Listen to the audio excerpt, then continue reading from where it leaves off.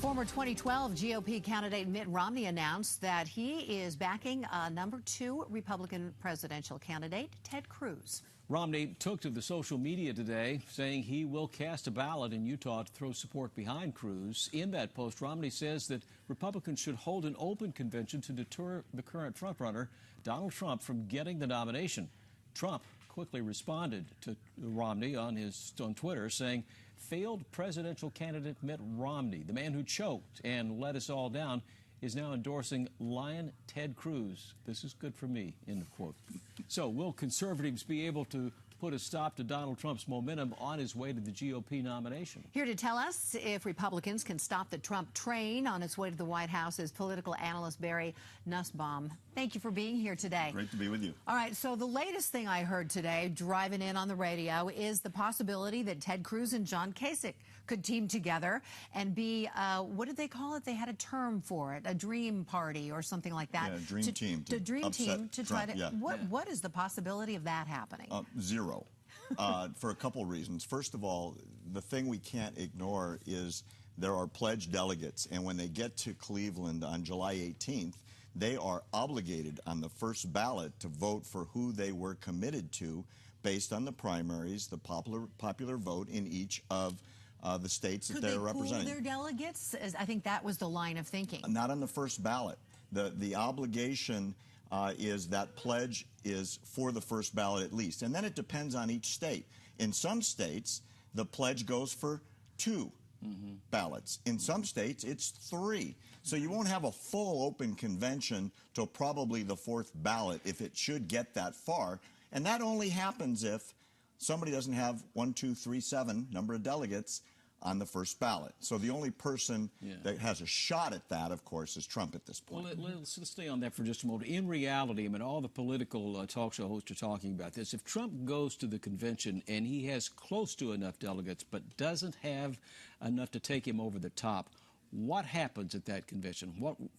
I mean, he said there could be a riot, but I mean, we know there's probably not going to be a riot, but there's going to be some really frustrated and angry people. Well, there's a couple of thoughts on that subject. First of all, just to be very clear, there's no way Trump wins because he has a plurality. He has to have a majority, which is 50% plus 1 delegate. That's the rule the Republican Party has.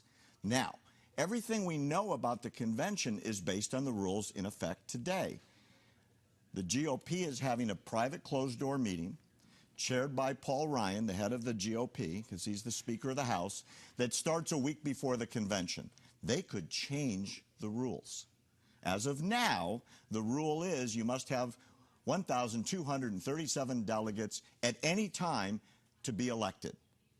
But you know what? I mean, think about that. I mean, no matter who you're rooting for, changing the rules in the middle of the game, that just is wrong. Well, you go back in history 6 months ago. That's what Trump was afraid of. He said, I'll run with the party. I'll pledge to stay inside the party as long as you don't change the rules. What he was afraid of is what the rumor is, like what you just asked me. Could they pool delegates? Well, under the rules, you can't. But that's what Trump is concerned about. What if Rubio threw in his guys? And what if Jeb Bush threw in his guys and Kasich and Cruz merged together? Under the rules, that's not possible because those delegates have to vote to the candidate that they were pledged to, at least on the first ballot. Help me understand this. Trump, I know, has had several conversations with key Republicans, Paul Ryan being one and several others. In those conversations, they had to have said, look, Donald, if you really want this thing, you got to tone it down. You can still be out there on NAFTA. You can still be out there potentially on building a wall and other things, but you got to come in and you got to look more presidential. And right now you're not doing that, and it's tough for us to support you with the language. Is his DNA outside of the realm of changing to look more presidential? I think if you go back in his own history, he's an outside-the-box kind of guy. I mean, he's coming from a TV reality show that he created and blew up to the biggest show on television by breaking all the traditional rules of what reality television was. I don't think he's a party guy. I don't think he's a go-along-to-get-along guy. And a lot of that has to do with his popularity in this race right now. Because if you think about it, he's outside of the box. He's outside of the GOP. He's not listening to the GOP, either the big donors or the heads of the party. And that's the essence of his popularity, because there's a tremendous frustration in the country, in both parties, by the way, because they feel they've been betrayed. You know, the GOP won the Senate, won the House. They're supposedly in control, and half their base is angry. And look at all the GOP candidates. There were 17, right? Now there's 3, and everyone that dropped out was, or at least most of them, with the exception of Carly and the exception of Dr. Carson, were all insiders. All the mainstream people are all gone. Governors and senators, very popular with great followings, that they couldn't get traction because they couldn't organize the people that were angry to say, hey, I'm going to change things.